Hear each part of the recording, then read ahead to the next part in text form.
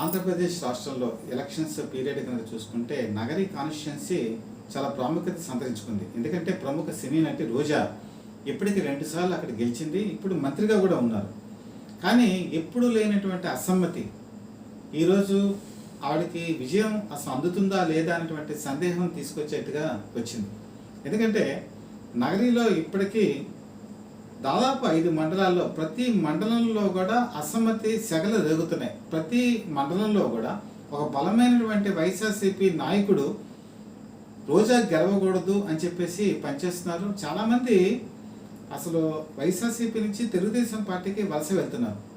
అక్కడ గాలి భానుప్రకాష్ పోటీ పడుతున్నారు. ఆవిడతో గతంలో కూడా స్వల్ప మెజార్టీతో ఓడిపోవడం జరిగింది. ఈసారి మాత్రం సింపతి తెలుగుదేశం పార్టీకి చెందినటువంటి గాలి బుద్ధకృష్ణనాయుడు కొడుకైనటువంటి గాలి భానుప్రకాష్ నాయుడికి వస్తుంది. అది కూడా 2019లో కూడా స్వల్ప మెజారిటీ ఎందుకు వచ్చిందంటే రోజాకి గాలి భానుప్రకాష్ సోదరుడు కూడా సహకరించలేదు, కుటుంబంలో సహకరించాల. అందుకని ఆ విజయం ఆ రోజు సొంతమైంది. కానీ ఇప్పుడు ఈ 5 సంవత్సరాల కాలంలో అందులోనూ మంత్రిగా మారిన తర్వాత ముఖ్యంగా అక్కడ ఉన్నటువంటి వైఎస్ఆర్సీపీ నాయకులే చాలా అవినీతి ఆరోపణలు రోజా మీద చేస్తున్నారు. ఉదాహరణకి పుత్తూరు కౌన్సిలర్ అయినటువంటి భువనేశ్వరి 70 లక్షల రూపాయలకు తనకు డిమాండ్ చేశారని, అలాగే చైర్మన్ పోస్టు అంటే అక్కడ పుత్తూరు కౌన్సిల్ చైర్మన్ పోస్టుకి తను ఇప్పిస్తానని చెప్పి వాళ్ళ చేత డబ్బులు తీసుకొని ఆ పోస్ట్ కూడా తనకి ఇవ్వలేదని చెప్పేసి ఒక ప్రెస్ మీట్ పెట్టి ఏకిపారేశారు. సో అదొకటి చాలా మైనస్ పాయింట్ అయింది. అయితే ఇటీవల కాలంలో పుత్తూరులో జరిగినటువంటి ఒక మీటింగ్లో చంద్రబాబు నాయుడు సమక్షంలో భువనేశ్వరి ఆవిడ వైఎస్ఆర్సీపీ నుంచి తెలుగుదేశం పార్టీలోకి చేరినప్పుడు కూడా ఆ బహిరంగ సభలో కూడా సేమ్ ఇదే కంటెంట్ ఉన్నటువంటి ఆరోపణలు చేయడం జరిగింది. ఇది చాలా తీవ్రమైనటువంటి ప్రభావం నగరంలో చూపించడం జరుగుతోంది. అలాగే నగరంలో ఇంతవరకు తెలుగుదేశం పార్టీ జనసేన ఈ రెండు కూడా లాస్ట్ ఎలక్షన్స్లో కలిసి లేవు. ఇప్పుడు బీజేపీ కూడా కలిసింది కాబట్టి ఓటు ట్రాన్స్ఫర్ జరుగుతోంది. కాబట్టి తెలుగుదేశం పార్టీ క్యాండిడేట్కి ఇది చాలా ఉపయోగకరంగా ఉంటుంది. ముఖ్యంగా ఏంటంటే ఆవిడ చేసినటువంటి అవినీతి మీదే వాళ్ళ పార్టీ నాయకులే మాట్లాడటం రోజాకి చాలా ఇబ్బందికరంగా ఉంది. ముఖ్యంగా అక్కడ వైఎస్ఆర్సీపీ నాయకులు అలాగే ఈ మధ్య తెలుగుదేశం పార్టీలో చేరినటువంటి భువనేశ్వరి చేస్తున్న ఆరోపణలు ఏంటంటే రోజాకి సోదరులు ఎవరైతే ఉన్నారో ఇద్దరు ఉన్నారు, వాళ్ళిద్దరు కూడా వాళ్ళు ప్రతి వ్యవహారంలో కూడా ఇన్వాల్వ్ అవుతున్నారని, భూ కబ్జాలు చేస్తున్నారని, భూదందా చేస్తున్నారని, అలాగే ప్రతి చోట కూడా ఏ వ్యాపారం జరిగినా, ఏ లావాదేవీలు జరిగినా, ఏ ఆర్థిక వ్యవహారాలు జరిగినా, అలాగే రియల్ ఎస్టేట్ వ్యాపారాలు జరిగినా, స్థిర చరాస్తుల విక్రయం జరిగినా వాళ్ళకి ఎంతో కొంత డబ్బు ఇవ్వందే అక్కడ పని జరగదు అని చెప్పేసి అక్కడ ఉన్నటువంటి వైఎస్ఆర్సీపీ నాయకులే రోజాపై తీవ్రమైనటువంటి ఆరోపణలు చేస్తున్నారు. అలాగే ఈ మధ్యకాలంలో ఆవిడ పెద్దిరెడ్డి రామచంద్రారెడ్డి ఇంటికి కూడా వెళ్ళారు. అసలు ఎందుకు వెళ్ళారంటే పెద్దిరెడ్డి రామచంద్రారెడ్డి చిత్తూరు జిల్లాకి మెయిన్ పెద్ద దిక్కు, అసలు రాయలసీమకే పెద్ద దిక్కు, అందులో ముఖ్యంగా చిత్తూరు జిల్లాకి.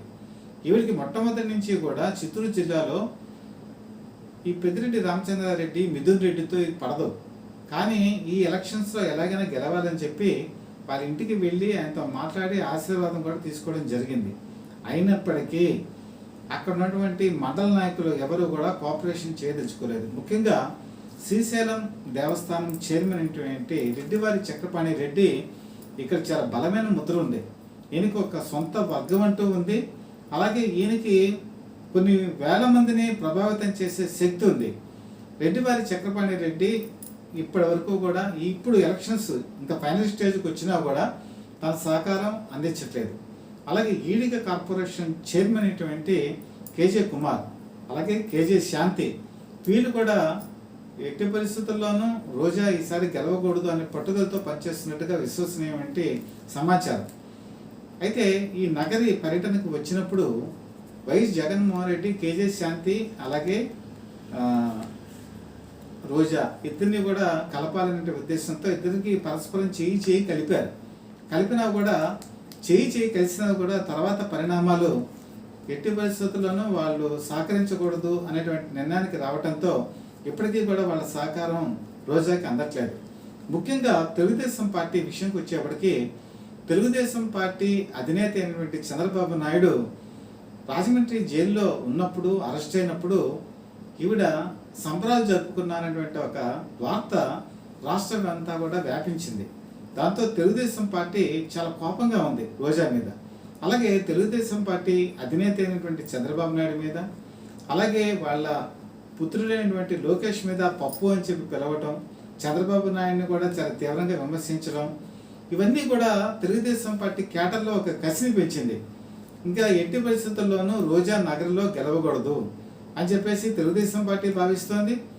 వాళ్ళ సొంత పార్టీలో ఉన్నటువంటి వైఎస్ఆర్సీపీ వాళ్ళు కూడా వీళ్ళ అవినీతి పెరిగిపోయింది, సొంత పార్టీ వాళ్ళని పట్టించుకోవట్లేదు, వాళ్ళకి ప్రాముఖ్యత ఇవ్వట్లేదు, ఎవరైనా సరే ఏ పని మీద వెళ్ళినా సరే ఉదార స్వభావం లేదు, ప్రతి పనికి ఒక రేటు కడుతున్నారని చెప్పి వాళ్ళు కూడా చాలా తీవ్రమైన అసంతృప్తితో ఉండి చివరికి వాళ్ళు రాష్ట్ర రాజధాని అయినటువంటి జగన్మోహన్ రెడ్డి ఇంటికి వెళ్ళి తాడేపల్లికి వెళ్ళి వాళ్ళు చెప్పినా కూడా ఈవెన్ సజ్జల రామకృష్ణారెడ్డి చెప్పారు, నా మొహం చూసి మీరు రోజాకి సపోర్ట్ చేయండి అన్నా కూడా వాళ్ళు తెగేసి చెప్పారు, మేము ఈ ఎన్నికల్లో ఎట్టి పరిస్థితుల్లోనూ మేము రోజాకి సహకరించమని చెప్పేసి వచ్చేసారు.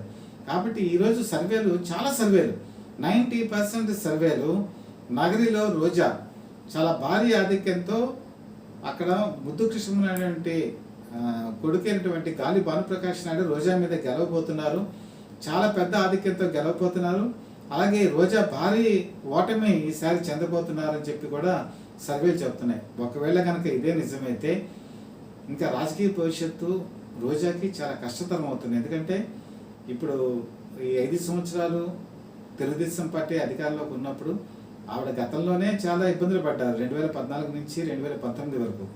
ఇప్పుడు చాలా తీవ్రమైన విమర్శలు చేశారు. సో తెలుగుదేశం పార్టీ వీటి మీద చాలా కోపంగా కూడా ఉంది.